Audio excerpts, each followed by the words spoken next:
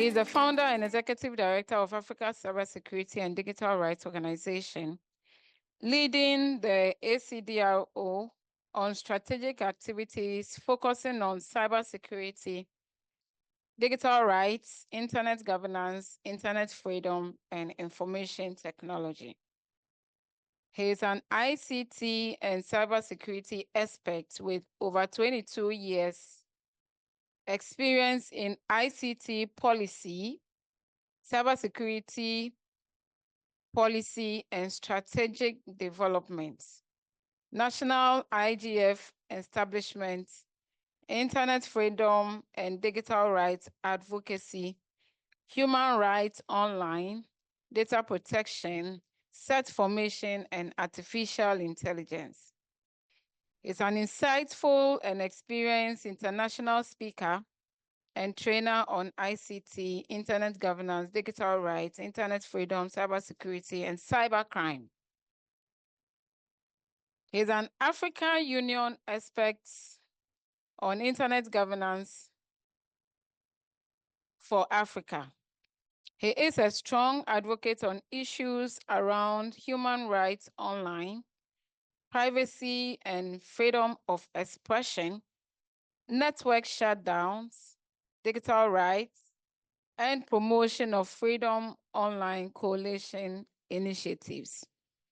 He holds an MSc in Management Information Systems from the Kean University, New Jersey, USA, and a member of ITU Study Group 17, that's on security, ITU Study Group 13, that's on future networks, Project Management Institute, that's PMI, Information Systems Audit and Control Association, ISACA, and Information Systems Security Associate, ISA.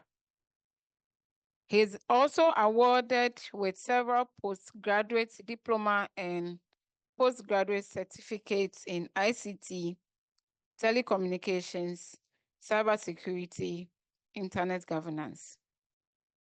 Prior to joining the ACDRO, Uncle Ken served as Director, IT and Cybersecurity with the National Communications Authority of Ghana, where he established both the IT division, cybersecurity division, and a sectorial set for the authority. He co-facilitated the development of the Ghana National Cybersecurity Policy and Strategy, and was the former Ghana-US Security Governance Initiative, that's SGI, Security Focal Lead. And in this position, he led the national security team in drafting the cybersecurity strategy implementation framework, and also the former chair of IGF Planning Committee. Wow. Uncle Ken represented Ghana on a number of digital rights, internet freedom, and internet governance working groups, including Freedom Online Coalition, Internet Governance Forum, that's the IGF, and African Government Working Group. He's a member of Global Forum for Cyber Expertise, and is a former Information Security Manager at the New York City Department of Investigation. Wow. But ladies and gentlemen, please let's welcome Uncle Ken. Thank you very much, Madam AC. Charlie, you have raps for good morning, and I'm excited to be with you again. Today is not long speeches, today is learning. So we are going to try to do our best to pass on some knowledge to you. All right. So let me just give a few background about myself. I think he's giving an in-depth history about me and my background, but just a few points just to reiterate what he said. I am the chairman for Africa Cybersecurity and Digital Rights Organization, co-founder and the chairman. But before then, let me just salute the president the founding member and the president, Mr. Mamata,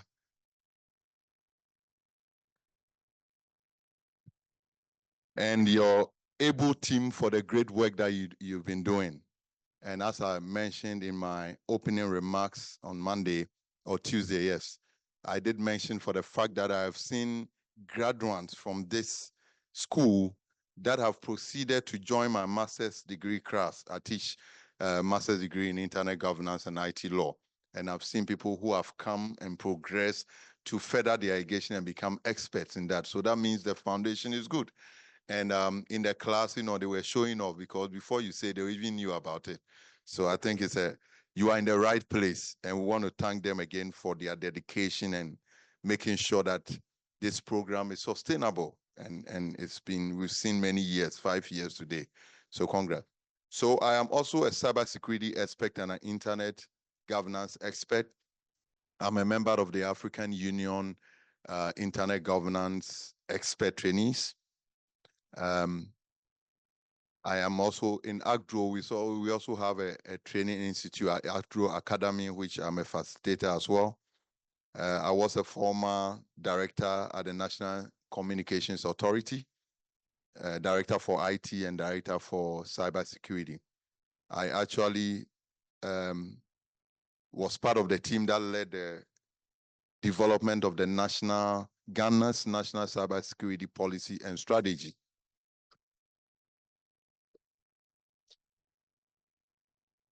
I was also engaged as an expert consultant by the UK government, the ACDRO,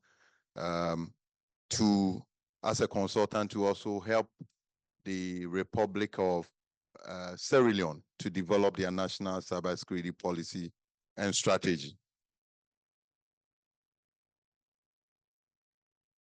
I'm an expert in security in general, I'm a security and intelligence expert. I deal in transnational organized crime. So all the different crimes apart from cyber. We deal with human trafficking, drug trafficking, and all the aspects of the transnational organized crime.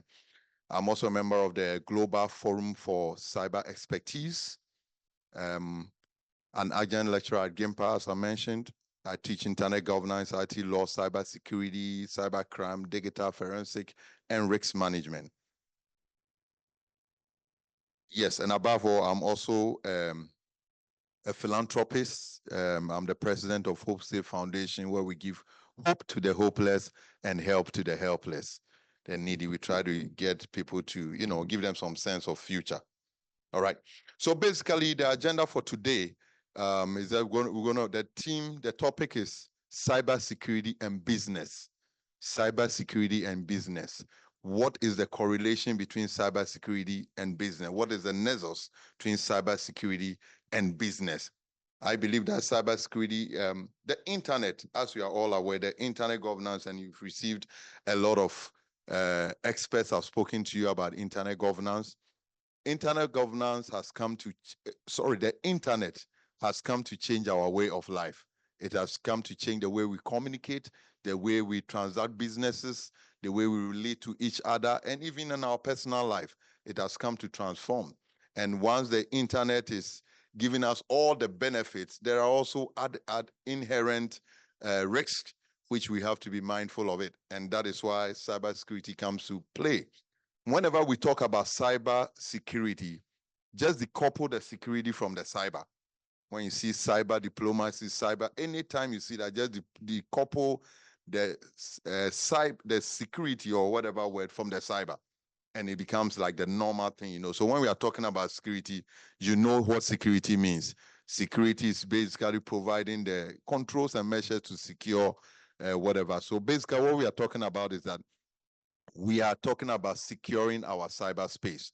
So we'll look at some of the typical definitions of cybersecurity. We'll look at some of the key goals, why businesses need cybersecurity, potential targets affecting our businesses, potential risks, why the businesses should care, and then we'll look at the correlation. What should the employee do when it comes to cybersecurity, and what should the business as an entity do when it comes to cybersecurity? And then we'll look at, we'll tease ourselves in why businesses should invest in cybersecurity. All right. So for the sake of time, in my previous classes, I open and people can just interject and ask questions. And we realize that sometimes, most often than not, we are beaten by time and we are not able to finish the whole agenda. So if you permit me, I'll just run to jot your questions down. And then once I finish, there will be time for questions and answers. All right. But I want to start by setting up the stage. I hope the volume will work. Let's see. I need to put this. Where is my volume? This is an underground tunnel led into it. It's all the way. Would you trust it? Your safety and your privacy. Internet is that house. The threat and the hazards. The threat So why is it not secure? And why can't we just fortify it until it's safe? And why can't we just fortify it until it's safe? It's like someone decided to expand the shoebox. It's like decided to expand the shoebox. It's not really fast. So you just watch there. When they finish, I'll narrate for you. To let these supercomputers talk to supercomputers. And it's supercomputers just information back and forth. And then we're gradually improving to computers emerge, which is called advanced level. The video that I was trying to show was giving you why we need to be, why cybersecurity is important. Basically, it was talking about relating it to your house. And if you have a house and you don't have a fortified wall or gate, anybody can enter into it. So you got to a point that people you're saying that you have to build some big wall to cover, or put an iron bar to cover. So it's the same way in the area of your cybersecurity in an organization, and it was relating. You saw the phones, the mobile phones, and all that, right? So we'll go deep into that. So basically, what we were saying is that in the cybersecurity environment, in the internet ecosystem, in the digital environment, you have all these different tools, all these different gadgets, all these playing a part. And your responsibility is to operate, to protect all this. So if you don't have a laptop, you have just a mobile phone. You can use the mobile phone to go online, right? To do your chatting and, Anajia and stuff like that, So these are all the things that is important for you. So I just wanted to set the stage, but we're going to go deeper into it. First of all, let us define cybersecurity. What is cybersecurity?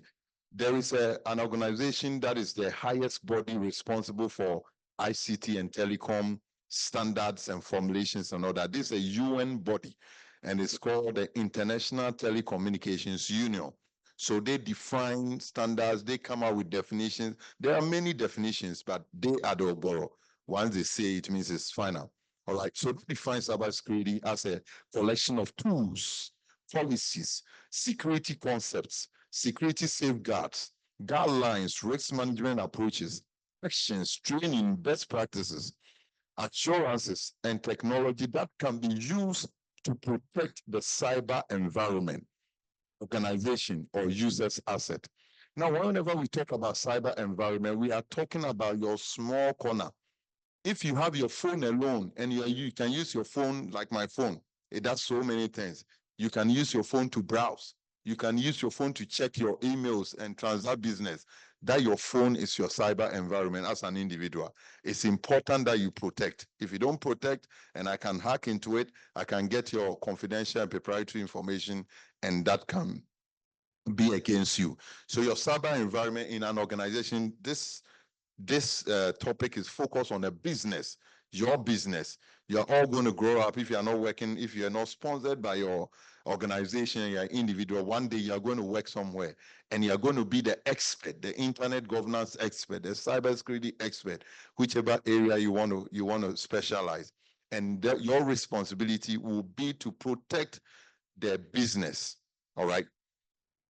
So it was talking about tools. What is the tools? The tools are the things that you want, maybe antivirus. It's one of the two.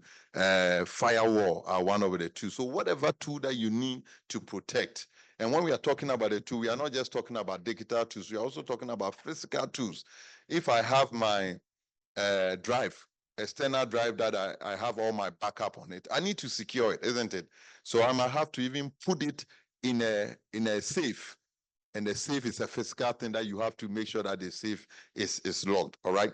And then when we are talking about policies, we are talking about like IT policies in your organization. So you are saying that I should, you are giving me access to use an email in an organization. What are the policies governing? Can anybody just use the email? How do I access the email? Can I use the corporate email for my own private transaction or business? You know, so they have to policies that should guide, you know, and guidelines that should show the people. And then risk management approaches, we'll go deep into that. Risk management approaches. So what are there are risks. What approach are you using? If there is any risk, if there is any inherent risk, what are the approach that you're going to use to either defend it, prevent it, or mitigate it? All right. So later you can go and digest this. Go on the internet and learn more. All right. All right. So when we talk about cybersecurity, what is the whole scope of cybersecurity? And the scope of cybersecurity is embedded in the definition that I just gave. So first of all, it's talking about, when you're talking about cybersecurity, you're talking about the tools, collection of tools. There are different tools that you can use. I know some of you are technical, different tools that you can use to protect your cyber environment. Then we are talking about the policies that I talk about, and then the concept. What kind of concept we'll talk about? We'll discuss the concept, and then the safeguards. So these are all when we are talking about cybersecurity. So mind you, cybersecurity is not cybercrime. Cybersecurity is security. You are protecting.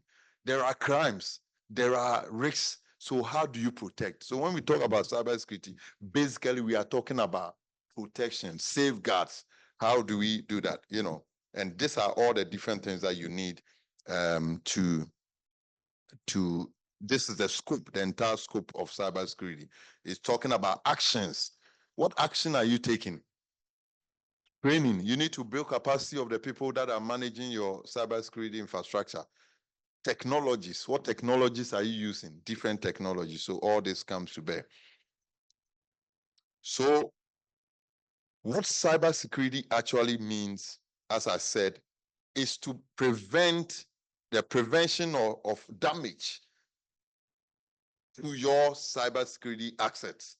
I'm talking about cybersecurity assets. I'm talking about your mobile phones, your digital drive. I'm talking about your laptops. I'm talking about the switches in your organization. Those of you who are more technical, I'm talking about the routers.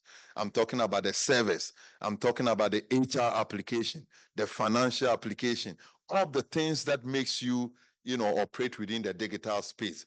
How do you protect it? So your responsibility as a cybersecurity expert is to put the controls to protect these assets. And these are the business assets, all right? And then we're also talking about, so you have to put controls that will prevent it. So the technical guys will say that they have something we call intrusion prevention. So we are preventing the person from getting in. You see this door over there, the door is big. The door is to prevent unauthorized access. Anybody who is not part of this team should not have access to come here. That is prevention to damage. And then protection. Once they are here, what are we doing to protect you? All right. What are we doing if there's a fire outburst, if there's anything? So the protection of the data, of the information, of the assets themselves is also part of it. And then it says restoration of computers, electronic devices. If your computer is hacked, if your data on your computer has been compromised, how do you restore it? It's all part of the story. So it's not just prevention for damage, but when the damage happens, how do you recover quickly? All right. So you see where I've labeled in red. It says that it includes information contained therein to ensure availability, integrity, authentication, confidentiality, and non-repudiation. So these are key terms that you have to, we are going to talk about it. Let me just jump and we'll get deep. Yes.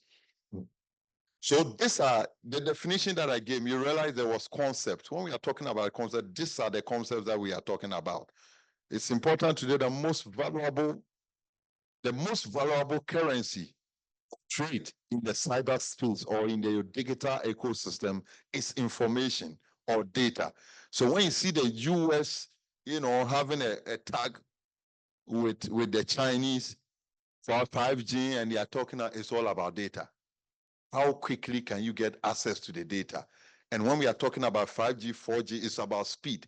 So how quickly, the earlier you can get access, so I put some money there and I put it here and I say, I need somebody to go get it. The faster person can grab that money, isn't it? So it's all about speed and it's all about data. How quickly can I get the data? Because once you have the data can be transformed to give you an information, all right? So that's why it's critical. So the three key cybersecurity concept, or some people will say goals. That means the whole cybersecurity you are doing, what is your goal? What is your objective? Your objective is to ensure that the information, the data and everything is confidential. When you are sending an email to me, it's a confidential information. You don't want any person to come and intrude. So it's all about the confidentiality. And then he says that my other goal of cybersecurity is integrity. What is the integrity? Integrity is that you want to ensure that the information that has come has not been distorted, has not been changed. It's the same thing that you want. The information that moved from the point of entry is the same information that is going to get to the destination point. So it has to put mitigation pressures to make sure that it is not interfering. And then availability. Availability is that you need a system when it is available. So I said that, okay, I have an email service. I've provided an email service for communication, official communication. And I tell you that, Mark, can you send this information to Kwame? Mark comes and Mark goes, I need it to be done within 5 minutes. He comes to do, and the email system is not working. It's an abuse. So your duty as a cybersecurity expert is to ensure that the systems are confidential, the systems are produce integrity, and the systems are also available as and when you need it. All right. Second point is that if we relate these concepts with the people who use that information, then it will be authentication, authorization, and non-repudiation. Authentication, you need to know, do you have access? So the person who is about to use the information has to be authentic. We have to authenticate the validity of that person, whether he's a member of our employee or whether he needs to have access to the data. All right. And then, so all these are done within the system. So as a cybersecurity expert, that's why you are supposed to you don't have to be a business mindset. You also have to have the technical know-how so that you can implement all these controls to check. The last one is non-repudiation. That's what I talked about. Is the proof of the origin, the authenticity, and the integrity of the data.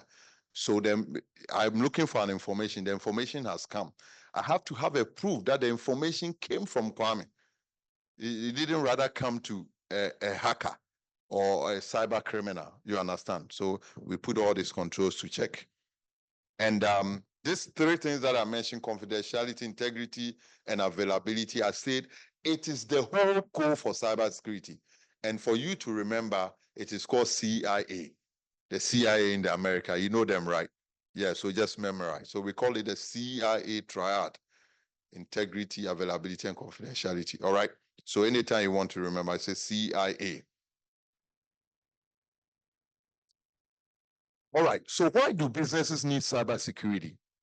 Businesses need cybersecurity to protect the business against cybersecurity threats, make the most of online opportunities. If there are threats on online, you cannot have the most. So that's why you need it to protect, to make sure that you put all the controls to prevent attacks from bringing your system to a halt. No business with an online presence is immune to cyber attack. And the financial, physical, and legal implications of an attack to any business can be absolutely devastating. Statistics shows that about 86% of organizations or businesses had at least one user attempt connecting to a phishing site. You know phishing site, right? Phishing, they'll send you the email. It comes as if it's authentic, but it's not authentic. All right. So why should your business, I'm going to give you this slide is going to come. So I'll leave you the details and then you can have time to read. So why should your business care about cybersecurity? So you are engaged as a internet governance expert or cybersecurity expert. The names and the titles, they are interchangeable. But sometimes you'll be engaged as an internet governance expert, but you find yourself making sure that you have to do all these jobs. So don't forget. So you go to business and the business, they call you and they're asking you, why do you think we should invest? Why do you think we should spend so much money in implementing intrusion prevention system or firewalls and all that? Why do you think we should? And these are some of the reasons why you should. Is that when a network is running smoothly, you never really think much about it. Technology is in sync and it feels as natural as breathing. One small glitch, however, and your productivity is immediately derailed. All right. You are enjoying watching like we're doing today, where the video was coming, Charlie, small glitch, then you are through. All right. And say hiccups in your network are hard enough to deal with, but add the uncertainty and panic following a cyber incident, and you could be facing devastating consequences. Downtime, lost revenue, and lost data are only the start of your woes. And if your small business is a victim of cyber attack, then you are doomed. The cyber attack are on the rise and have expanded well beyond the understanding of most people. Today, everyone, rich or poor, sooner or later will fall victim to cybercrime. And I believe even our grandmothers who are living in the villages and that have access to mobile phone have already experiencing cyber attack, mobile fraud, stealing their small monies and all that. So saying that every individual who is connected to the internet, who uses the digital ecosystem for your daily life or for your business, you will definitely encounter a cyber attack. You are not immune from cyber attack. That is why it's important that you understand the concept so that you can put the necessary controls. Give you a typical modern organization or typical organization. In the traditional organizations, when there was no internet and all that, all we're working with were papers, files and hard copies and all that. So all I need to do is take my book or papers and go and file it in some file cabinet and lock it under lock and key, my door and lock and key. But in this modern world, modern businesses or modern organizations, we have moved from the hard, paper way, and we have moved to the digital tools. We are using the email, we are using the mobile devices, we are using corporate website, we are using social media. Most organizations are now using WhatsApp as an official tool for communication. Even the security agencies are even using WhatsApp. E-commerce, transacting business, online banking, and all that.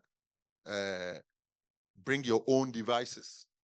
We say that we don't have, so you bring your laptop, you bring your devices, and we can connect you to our corporate internet, connect you to our corporate network, and all that. We do backups, remote backups, and all that, and So now the business, instead of focusing now on just hard copies, papers, and file cabinets and log them, now the business has to be concerned in protecting all these different areas or all these different business tools. He has to be concerned about protecting the email, concerned about protecting the devices. So this has made the whole business entity a very complex place. And if you are the IT manager or cybersecurity manager, then you are in trouble. You have to focus on all these different areas. And that is why cybersecurity has become a very important aspect of corporate business.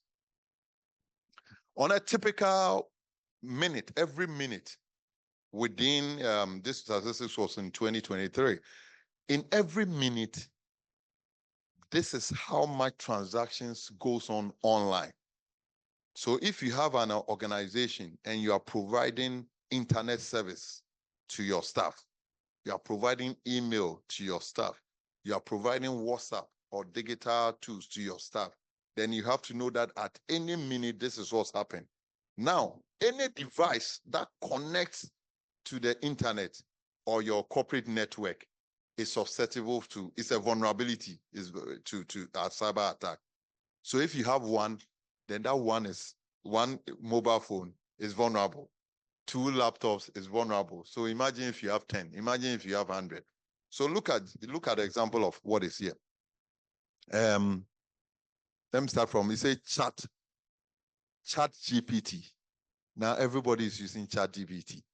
And he said that within every minute, about 22,831, this was in 2023, and I'm sure the statistics, the numbers have increased.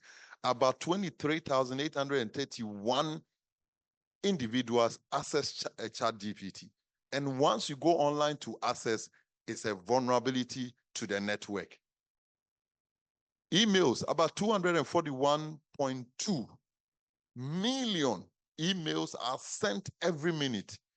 Text message, about 18.8 million text messages are sent every minute. 2.4 million Google searches within a minute. You know, the numbers just keep going. Facebook, about 11,035 fake accounts are removed every minute. Can you imagine? They are creating it, so fake accounts are removed every minute. And the list goes on and on. So this is why it's important that we embrace cybersecurity into our corporate business architecture to make sure that we secure all this, else more or less, sooner or later, our business will come to a halt. Can you imagine a bank that is now if you go to the banks, majority of their their customers, they do mobile banking transactions. They don't physically go in there. So if their banking system is hacked and it comes to a halt, can you imagine the whole banking is gone down? Now when you talk about financial sectors, mobile money is big than even those that go to the banks to do transactions. You know, people do savings even more at mobile banking than even in the bank. All right. So if the mobile banking application comes to a halt, it's hacked, can you imagine the losses that we'll make, even as a country, in getting taxes? In every organization, in every country, there are critical infrastructures that governments, governments, businesses, all have to be concerned. When these critical infrastructures are affected, our businesses will come to a halt. Sometimes when we talk about critical infrastructures, we're really thinking about government as a sole responsibility. It's not the government. We are all responsible for it. Imagine you go to work and there is no water. Can you leave? Imagine you go there and there is a power outage. The whole ECG or your electricity, SCADA system is hacked. How can you even operate? You go in darkness. So these are critical areas that we all have to be concerned. And when we talk about the businesses fall under all these different categories. Banking sector, the water sector, the telecom sector, energy sector, transportation sector. So we have to be, these are critical infrastructures that we all have to be mindful and ensure that we implement cybersecurity measures to secure it. All right. There is a growing importance for cybersecurity for businesses, and why, I've already alluded, it's important because we have sensitive data that we need to protect. If you're a business entity and you are using your digital systems and controls, you are collecting individuals' data. You are a bank. You are collecting people's date of birth. All these are their confidential information. You are collecting my business information. These are all confidential informations. So it's important that you protect them, because if you don't protect them, and it is hacked, then the customer can sue you. You understand? So these are all. Maintaining business, so I'll give you the slide and you can read for the sake of time.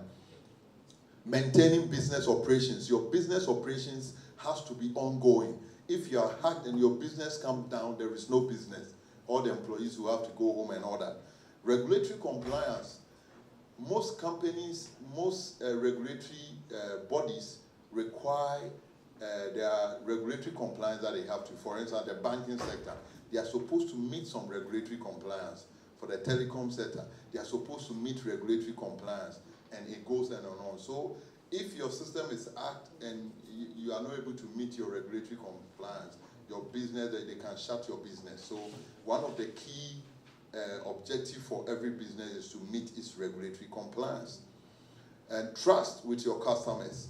If tomorrow I wake up and I hear that my bank has been hacked and customers' confidential information has been thrown out there in the public, I don't think I will want to save with that bank again, because there is no trust.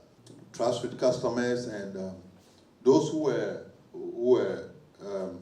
joining us online, I know you missed a couple of them. So basically, we're talking about why cybersecurity has become important, and there's a growing need for cybersecurity for businesses. And what we're saying is that, first of all, it is important because the business needs to protect its sensitive data from any data breach. Secondly, the business needs to maintain its operations. So if the business systems goes down, if their infrastructure goes down, their operations virtually comes to a halt. So that's why it's important to put the mitigation measures to ensure that there is no cyber attack to disrupt your operations. And also for regulatory compliance, businesses are subject to various variety of regulations that require them to maintain specific security standards to protect their customers' data. And non-complying with these regulations can lead to hefty fines and penalty. So it's important that you put the cyber security mitigating measures to ensure that you are in compliance. And fourthly is to build a trust. You need trust for your customers. If customers lose trust in you and trust in your business entity, they will leave you. So in order to maintain your customers, you have to make sure that their confidential information, proprietary information and data are secured and protected from any data breach. And then finally, businesses need cybersecurity because they need to stay ahead of competition. Imagine that there is Christmas coming. We are all producing Christmas gifts. And then just about the time my system goes down, so I'm not able to provide the gifts. My competitors will do that. If my banking system goes down and I'm not able to provide online services, my customers will shift to my competitors. And that is why it's important that we do all this. So when it comes to business, when it comes to cybersecurity, what you're saying that as a business, you have to think and think again, because sometimes, especially small businesses or small entities, people start their business and think, oh, we are small. We are not as big as EcoBank. We are not as big as Unibank. We are not as big as Citibank. So we don't need to spend too much to spend on cybersecurity to protect our system. But it will interest you to know that about 57% of cyber attacks are on small businesses. That means even the big business is only 42% or so. So because you are more vulnerable, you don't have all the tools and all that, so you should be more critical. In 2022, there was a total of data breach that averaged about $4.4 million just in 2022 alone. And it was estimated that in 2023 it hit about $5 million. Just data. There are different attacks, but just data breaches alone amounted to about $5 million in 2023. Loss of businesses due to reputational damage accounted for a whopping 36%, which can be estimated to about 1.4 million US dollars. And so only 20% had protocols to audit and monitor their cybersecurity. 60% of small businesses will fold following cyber attack. So if small businesses don't beef up their cybersecurity expertise and capabilities to protect their infrastructure, they will more or less fail, because these guys, they are not sleeping. And every day, as much as technology is advancing, new emerging technologies are coming up, so are new threats also coming up. Now we are talking about AI. AI is coming. It is coming up. Now AI also comes with its inherent threats. It's not even human being that you can manage them. That's what a human being, if you joke, I say, boss, I'll sack you. Now can you sack the AI? You can, you know what I'm saying? So as different technologies, emerging technologies are coming, so are the different risks, and so are the threat landscape. That is why it's important that we need to take cybersecurity critical for our different entities. So this is just about what I said, why we need to invest. Number one, vulnerability. Your systems and the digital ecosystem is vulnerable, so you have to ensure that you protect it. And the cost of repair, if you are hacked, right, and there is a reputational damage, the cost of repairing that reputational damage, if your customers, they leave, how can you get them back? You now have to do market survey, and it's not that easy. So it's better that you protect before. Yeah, this is just talking about cyber, why it is important there's the need for cyber. As I mentioned, the weakest links are always the human beings. And everything is about the employee. So your first focus should be on the employees, even before the systems and controls that you put in place. Yeah, so you put a firewall in place. Is it not a human being who is going to manage that firewall? Yes, so the building the capacity of the employees and drawing their awareness is very key. And so the human beings are critical for every organization in putting cybersecurity controls. Just a few of cyber attacks on businesses, just to prove to you that it is real. Those of you who don't know, these are different types of attacks, cyber attacks. We have the malware, and the malware is simply malicious software. So they take the malicious, the MMA, and then the ware from the software, and then they combine. So basically, it's a broad term and encompasses various types of harmful software, such as viruses, worm, Trojan horses, and these are all what is used to infiltrate into your system. You see how a virus is when you relate to your human body. Small virus, you eat something and then there's a virus that it enters into you, and before you say that, it affects your whole body, isn't it? It is the same. When a virus enter your system, there's a virus attack. Before it will first attack one computer, and before, or one device that is connected to your corporate network, and before you say Jack, the whole corporate system will be affected, and your operations will come to a halt. And the other attack that affects is ransomware. I'm sure you've all heard about ransomware. They encrypt your data that you can't do anything. They change your financial statement, everything becomes gibberish. It doesn't make sense. And then you have to pay. They will tell you to pay. The amazing thing is that you pay and still you don't get it. they themselves, when they encrypt it, they themselves, sometimes it's difficult for them to recover or decrypt. So they will lie to you, you pay the money, and so it's better that you protect before you do recovery, all right? And phishing, as we mentioned earlier on, sending, authentic emails and as if they are genuine, but they are not. Data breaches. We have insider threats. Insider threats are employees that are angry, and they can, because they have access to your system, they can, they can either cause harm or give their username and password to an external party to hack into your system. So insider threats is key. And denial of service attacks. Attacks that will bring your whole operations to a halt. Man in the middle attacks. We have the money middle, so we have you are transacting business, online transacting business. You are operating from your laptop or your phone, and then the bank. So these cyber criminals will come, they will put a decoy, something like a decoy, yeah. It's like a proxy server. So they will come and put that between you and this. So once you are, the request that you send, it doesn't hit EcoBank or your banking system. It hits them and they divert the money. So that's what we call money in the middle. And then social engineering, calling the person and convincing the human being. Social engineering is usually on the individuals. That's what I'm saying, employees. That's what I'm saying, the human beings are the weakest link and they are the most of the others. So they will call you and you've been receiving that. Yeah, I'm the system administrator. We are resetting all our passwords. So can you give me your password and username? Then you just give, and then you are gone. Supply chain attacks.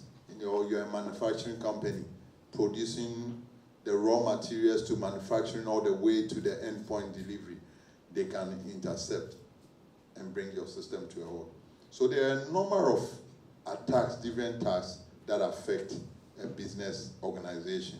And each of these threats requires proactive measures such as employee training, regular security assessment of your system to see any vulnerabilities or loopholes, strong access control, encryption, incident response, and then mitigation measures to protect your business assets. So what is, these are some of the few impact on businesses, cyber attacks. This has happened real. The other one, I was giving the different types of attacks, but this one happened. Equifax in 2017 is a major credit reporting agency, and this is located in the US. And it suffered a data breach that exposed sensitive personal information of approximately 147 million customers. Can you imagine? 147 million customers. Confidential information are out there. Your credit card information are out there. Your personal information are all out there. They are exposed. And all these individuals are going to sue the company. So can you imagine? Yeah. Target, a company in the US, is a shop which I happen to have worked there before. So, I have to work more and look for cash. All right. So Target is a giant retail agent, just like ShopRite. They sell all kinds of goods. They experienced a breach where hackers gained access to customer data, including credit card information, affecting over 40 million customers. All their credit card information were out there. And the Sakawa boys were taking and they were doing their own thing. So it's important. And this breach occurred through a third-party vendor's compromised credentials, highlighting the risk of supply chain vulnerabilities. All right. Yahoo also suffered 2 significant data breaches affecting billions, not millions, billions of user accounts. So you wake up and your Google account or UK account is out there. So these are all why it is important. Marriott Hotel. I'm sure you've seen Marriott International. Yeah, they also suffered the same data breach that affected 500 million customers. Sony PlayStation. Those of you who were using PlayStation, who were database, yeah, so they also suffered. And it's all about data breach. And this one's personal information that affected 77 million accounts. And Mex Airline, have you heard about Mex Airline before? Mex Airline is an airline, container airline. It's a shipping airline. It's a shipping airline. So in Ghana, we have some, in most countries, they have shipping airline. They were also hacked by a ransomware attack in 2017. And this disrupted their operations worldwide. Everything now we are using digital systems. So we have a centralized system that is controlling all the different systems in all the countries. So once it hits, their system just comes down, the whole world. All right. So these are just a few examples. Now, every business, just like the country needs to have a cybersecurity strategy, in every organization, you need to have a corporate strategy. So when we take EGIGFA, we're going off again. All right. So every organization needs to have a strategy. It's the strategy that leads or shows the company where it is going or where you have to go. So we have a corporate business strategy and all that. A country also have cybersecurity strategy. In the same way, when we come to the individual businesses, you need to have your cybersecurity strategy. What is your cybersecurity strategy? What do you want to protect? You know, what are the way you are going when it comes to cybersecurity strategy? So I'm just a few critical components that has to be embedded in the cybersecurity strategy. So when we are talking about, we're talking about a risk assessment. You should have a strategy to conduct risk assessment of all your digital systems to identify the vulnerabilities and the loopholes, to see which of them are critical, which of them are less critical, prioritize them and all that. You need to have security policies and procedures. This is what, guys, you cannot control any human being of doing anything without policies. The policies are those that shows them. And then you need to have the standard operating procedures. So we have a policy. The policy is that everybody who wants to go for a leave should apply, right? It's a policy. Should apply maybe a week before, maybe a month before. It's a policy. Now, how do we do it? How do I apply? That is the procedures. That is the procedure. So policies and procedures. The network and the endpoints, your system, your routers, you need to have a policy or a strategy to protect them and secure them. Controls. And then access control as well. Who should have access? Who does not need to have access? All right? So I'll give it to you for the sake of time. So I'll just run through real quick. And then later, I gave you a lot of details in there. So once you read, you will understand, all right? We have data encryption. How do you protect how do you make sure your data is not interrupted? You need to encrypt it. Incident response. When the attack is successful, how do you recover? How do you respond to that incident quickly so that you can resume your operations? And third-party risk management assessment, all right? These are framework, different types that you can use, cybersecurity jobs. Those of you who want to go to cybersecurity as a profession, these are some of the areas that I brought this just to show you that there is money in it. So come and join me and let's shop big money. You have a system administrator. He earns about 90. A system administrator, cybersecurity system administrator, will earn about $91,733 US a year. If you're a cybersecurity analyst, which I used to do, an analyst. So you are analyzing, they call you and say, hey, come and analyze my system for me. Come and analyze my cybersecurity architecture. Let me see if I'm non-compliant.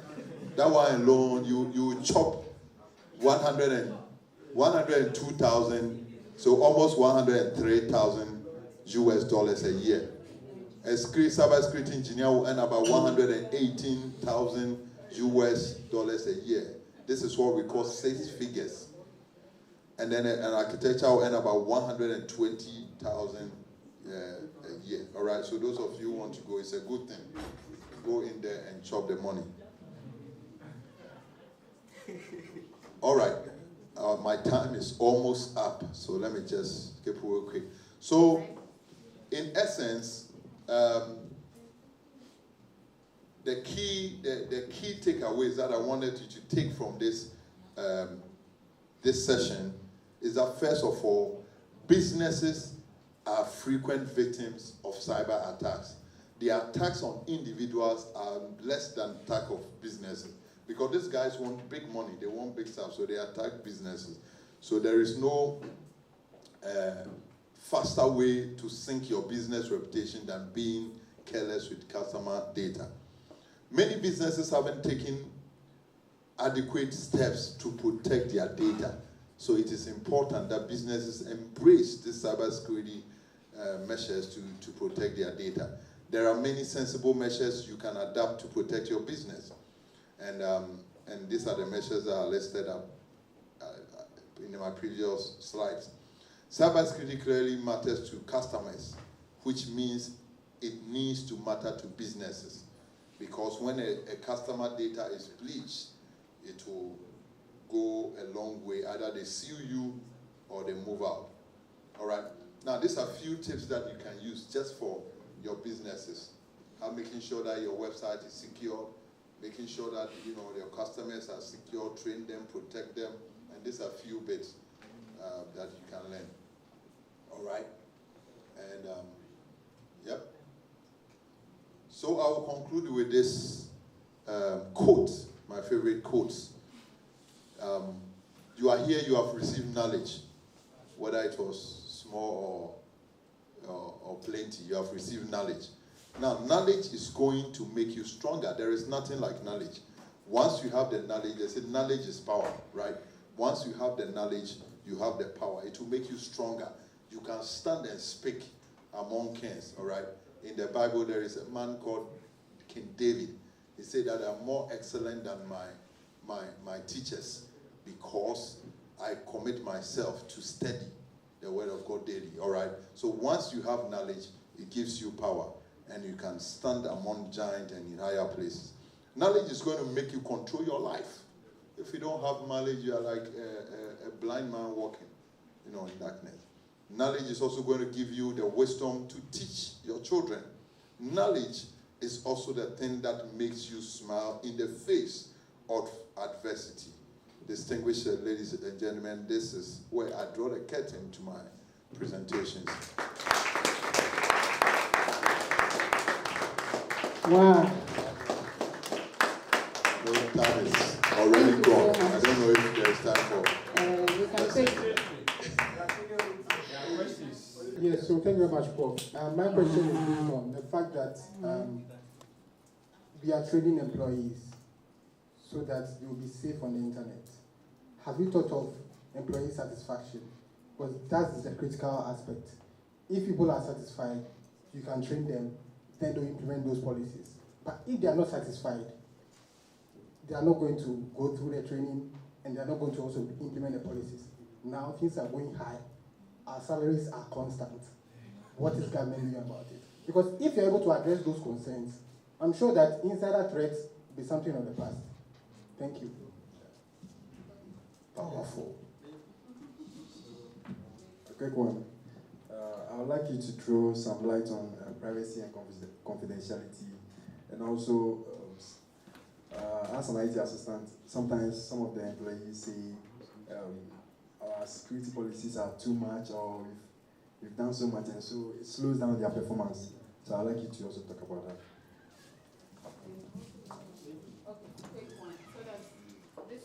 Mine was going to be a long one, but I will try to summarize. It's a question and a concern. I was expecting where you were showing the cyber incident that happened worldwide to be Africa cases, right? Because when we talk about cyber capacity building, it's also important that we try to stick into our environment. Because most of the time, it's not that there is no budget to finance cybersecurity activity. It's just that people don't have what to hold, real cases. And I remember sometime at work, when you ask IT to mitigate some findings, they always say that it's never happened in Africa. So it became a challenge. So I remember when I participated in some conference, we were talking about cyber capacity building, how to create a databases for African community, whereby and law enforcement to force those companies to publish the incident at the time that it's like, let's say, yes, because it's very important. Nowadays, if you go on social media or any platform to look for incident in Africa here, you will find few of them. But in America, they publish. So I believe that this is very important for all of us. Find real cases in Africa to push a cyber capacity building for all of us. Thank you. All right, so... Thank you very much. Let me start with yours. Yes, so that is very critical. So the examples that I chose, I basically chose examples that affect everybody across the world. The issue, the case that I gave for Yahoo Yahoo, it cuts across. So the numbers were not just in the US or in Europe, but numbers across the world. Mex Airline, I talked about, it's a shipping airline. It cuts across the world. US, everywhere to Africa. We have it in Ghana here. And Mex Airline, and the resources that it was affected worldwide. The operations everywhere in Africa, in the US, all came to a halt. So I chose examples that cut across everywhere. But there are a lot, multiples of cases in Africa that we use.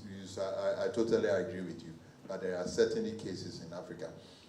And I went back to this slide because this slide, so as we were talking about, African governments can secure their environment by one, developing a national cybersecurity policy and strategy, which most Africans are doing, and building capacity, developing their cybersecurity act, and then putting measures in place, setting up a computer emergency response team.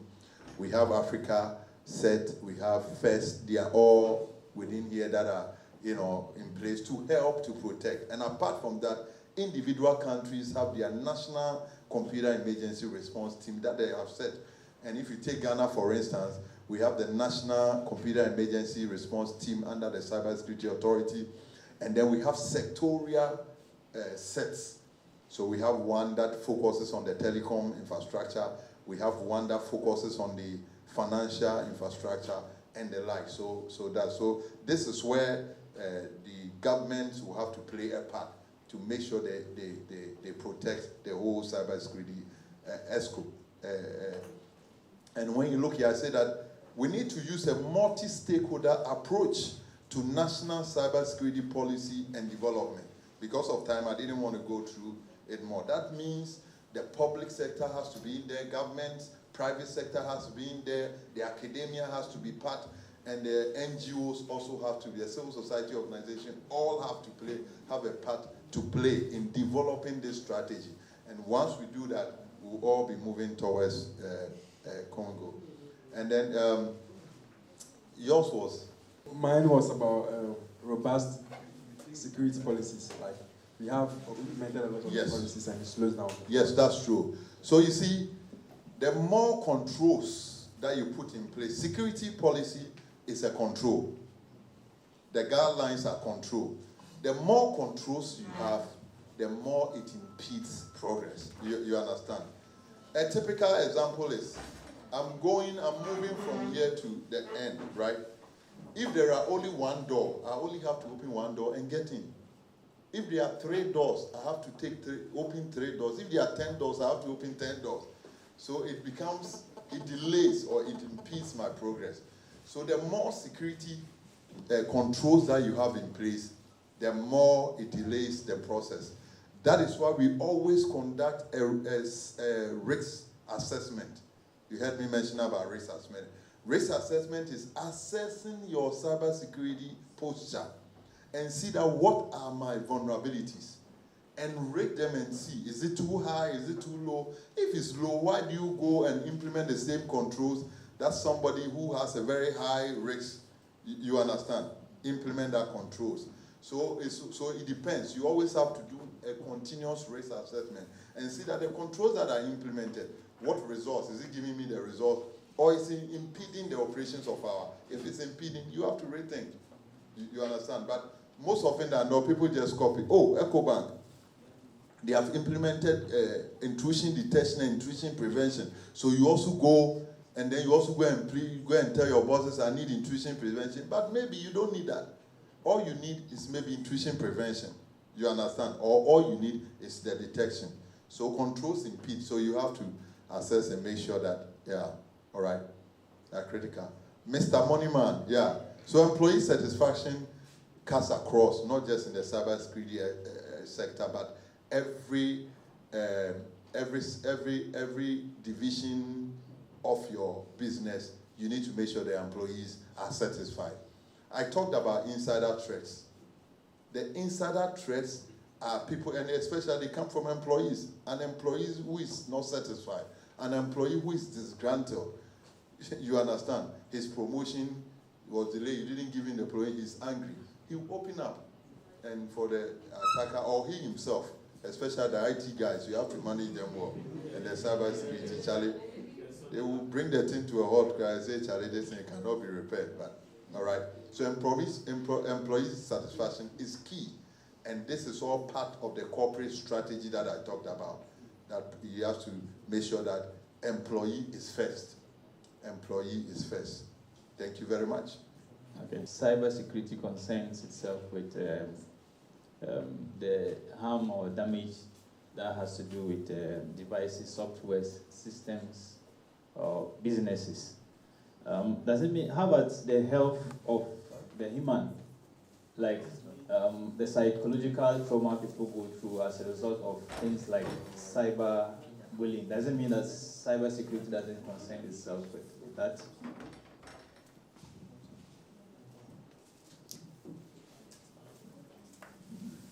All right, so cyberbullying, right? No, so it concerns, so, you know, I talked about the most critical commodity in the cybersecurity, in the cyber ecosystem or the digital media is data or information. Data or information.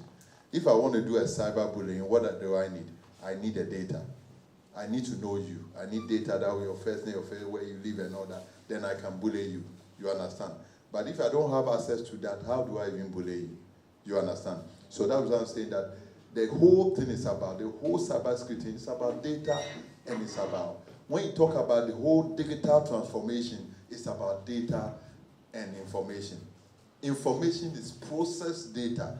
The data is data sets, maybe Kwame, a date of birth, but when you put all together, you have information about the person. So the whole thing we are doing is to protect the information, your bank, your business transaction, the financial transaction, yeah, all information, isn't it? And now that you are using digital systems, you have to protect them. In the past or in the traditional way, it's all on hard paper. So you lock the hard paper in there. So it affects the human being. Everything we are doing at the end of the day is the human being. You know, I keep talking about customers. It's all about the human being at the end of the day. You are providing, your business is providing services for an individual. Services for an individual. So at the end of the day, it's the individual. So the individual is critical. And that's why I say your first line of protection should be awareness creation for the individuals. If I've been able to educate them or create the awareness about cyberbullying, they will not be found culpable. You understand? Okay, my name is Beria Shileye.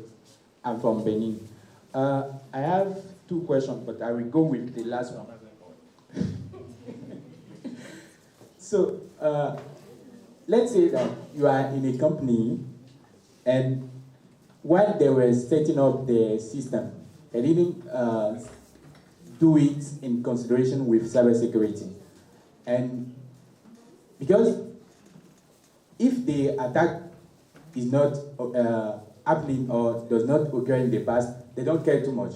So, but you are a security professional, or you are concerned about security. So how do you go about it? Where do you start from? Like to take the company and increase the security posture? Thank you very much. There is a saying that it's better late than never, right? Better late than never.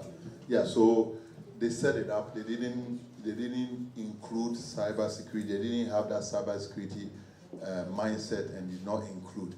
Yes, but now when you come, you first have to engage an expert to do a risk assessment of your cybersecurity infrastructure or your network infrastructure or ICT infrastructure.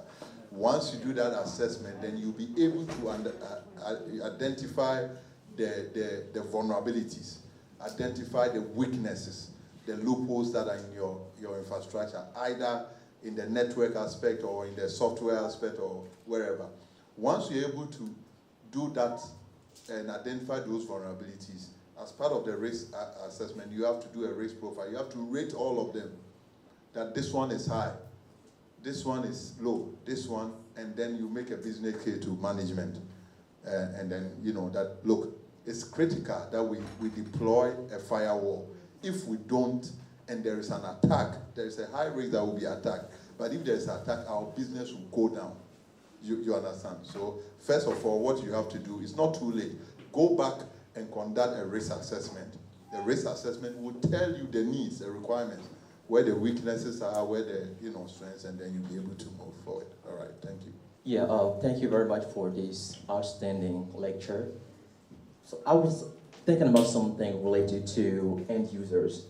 Of course, we're talking about businesses, and we think that, I think corporates and businesses, they actually know that their staff need to be trained and like secured and everything.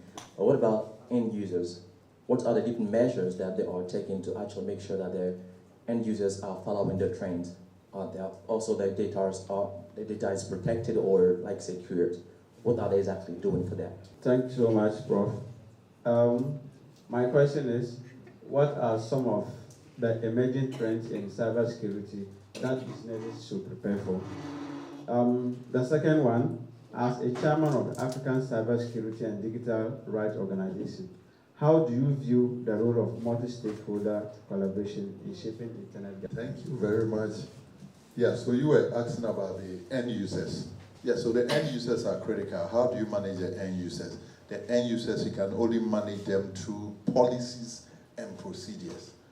Policies and procedures. Because they don't do the implementation, the technical know-how, but you are telling them, this is how I want you to do. This is how you need to use a password and then a username to log in, right?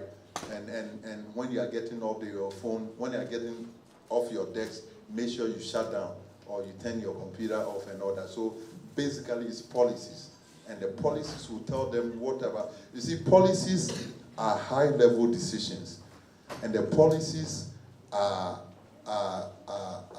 controlled or are owned by management or by the board, executive board, you understand? So I put my policies and say, hey, before you can do this, do this. If you don't do, these are the consequences and all that. So basically, end users to manage them is policies and procedure. The policy is telling them what they can do, what they cannot do, and if they can do, how do they do it? You understand? So yeah, policies and regulation. And also the multi-stakeholder approach, right? And so I used to be an advocate for multi-stakeholderism. In fact, at my last, at the last internet governance, I used to speak. I haven't been there for a while. I used to speak, a frequent speaker, internet governor, global internet governance forum.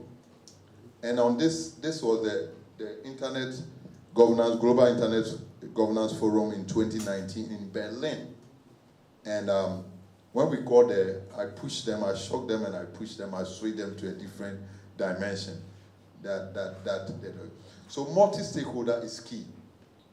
You cannot do everything. You cannot, in cybersecurity, cybersecurity is for all of us. It's not for just one entity. Everybody is using it. So if you are making policies and strategies, you need to make sure everybody is part so that their needs and wants will also be met. If you are developing your policies, right, or your strategy, and you leave the other stakeholders out, then when it comes to implementation and enforcement, that's when you have the problem. So as I said, I was part of those that developed the Ghana National, and what we used was right from the end, so we brought everybody together. In fact, our main meeting that we had, public meeting, even the chiefs and all those people were there. They were part, So that is how you forge. Once you bring all the stakeholders right from the beginning, then it means you all own it. And once you all own it, then managing and implementing it becomes very easy. But like I'm saying, on this meeting, I introduced a new thing which I call multidisciplinary. And why multidisciplinary? So we say multi-stakeholder, right? So I say I need somebody from academia. So they bring somebody from academia. The person they brought from academia, he is a history teacher, a lecturer, or history expert. He has no idea in cybersecurity. It's not technology. So he comes to represent the whole academia. what meaningful contribution can he make? He doesn't even understand system. So now I'm saying that instead of just going multi-stakeholder, move a little further and go to multidisciplinary. Disciplinary means the discipline. So we are coming to academia, but we are looking for somebody from the cybersecurity field or the IT field who understands. You understand? Yeah. So you need that, but start from the beginning and you all own it and you can all implement. And trust me, when it comes to cybersecurity, when it comes to the digital, it's the private sector that provide all the infrastructure. It's not government. So if you don't bring them in, the mobile telecom operators, the internet service provider, you don't bring them to the board, Charlie, you are dead on arrival. All right? Great. I see my MCs looking at me. Say, look, your time is up. Okay.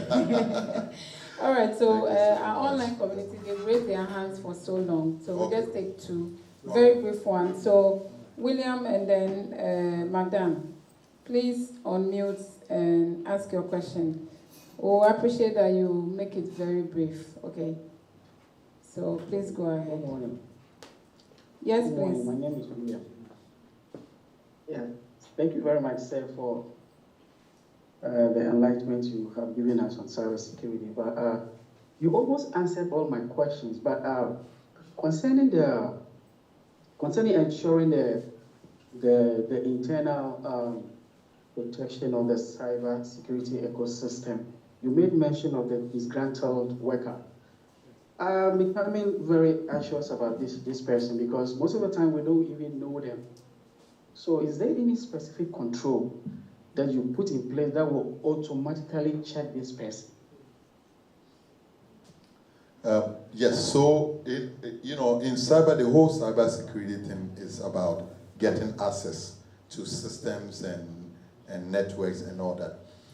So as a cybersecurity expert or the IT manager or whoever who is responsible for safeguarding the corporate infrastructure, ICT or cybersecurity infrastructure, it's important to put, apart from giving the controls and the policies and all that, you have to do continuous assessment. Continuous assessment. You need to make sure that there is an audit trail in your systems, in your networks, and continuously be checking. So you can see somebody who has logged in, your organization opens at 8 and they closes at 5, right?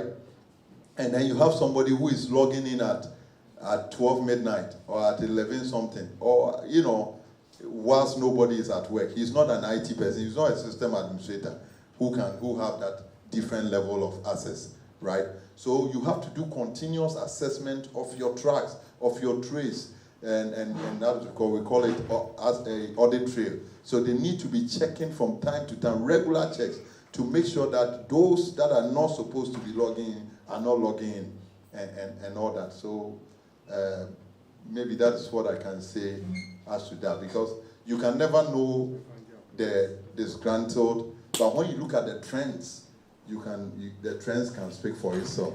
Why is this guy, he works at HR, why is he logging on at this time? And then you do further check. If you do further check and he was supposed to be working late, then that is fine.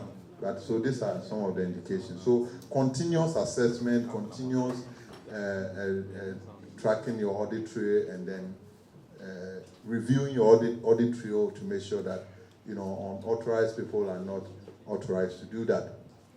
All right, thank you, Uncle Ken. He's acknowledged that he got it. So, Madam, please briefly, let's hear from you. Hello, is it me? Yes, your hand was up. The floor. Okay, thank you. So, Uncle Ken, you've almost answered my question. Building on what you just said, my worry was if the cybersecurity threats affect individuals minimally and businesses more marginally, why can't we tax the service providers and technicians to have built systems which would protect the end users? So I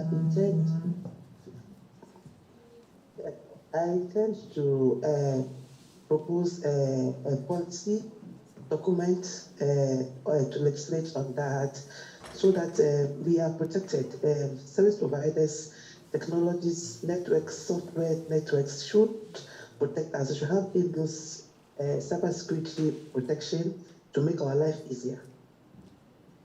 Thank you very much for that question. Yes, that is very important. So I talked about the National Computer Emergency Response Team, which is the national set, and then the sectorial sets.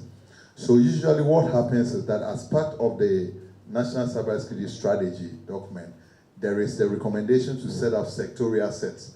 The sectorial sets are supposed to guide the different sectors. So for instance, in Ghana, if I may use Ghana for instance, Ghana, we have the national set, and then we have the telecom set. The telecom set is focusing on a set that is focused, and that is under the telecoms regulator. So, exactly. Sorry, yes, it's under NCA, the telecom regulator. So NCA is the regulator for all the telecom and the ICT industry. So they will provide policies and guidance and tell you that do this, put this control, do this, put this control, to put those checks. And that enforces, because they are also checking the networks of the service providers to make sure that they are in compliance. They've also put the mitigation controls to protect. When it comes to the banking sector, the Bank of Ghana has also implemented a sectorial set, and that is also overseeing all the digital systems or infrastructure within all the banks. And that is also putting as a check to make sure that they are implementing all the controls and the measures to make sure that they are secure. So when I listed the critical information infrastructures, these are all the different sectors that sectorial sectors are being built, are already in place, or some are going to build. So this is how government can push to put a check on all these private sectors so that they also put the controls to protect us. All right, I hope I've answered it well. Yeah. Yes, Uncle Ken. Okay, so there's one last question that Magdan said. His question was that the ACDRO, do you have some initiatives that you are championing? Yes. Oh, he wants to know. Oh. Yes, he wants to know. Ah, okay. Should he get in touch? Now I have to see me in chambers. Okay. So, Magda, you heard it right. You have to see Uncle Ken in chambers. So, Uncle Ken, we are very grateful. Thank you for your time. And then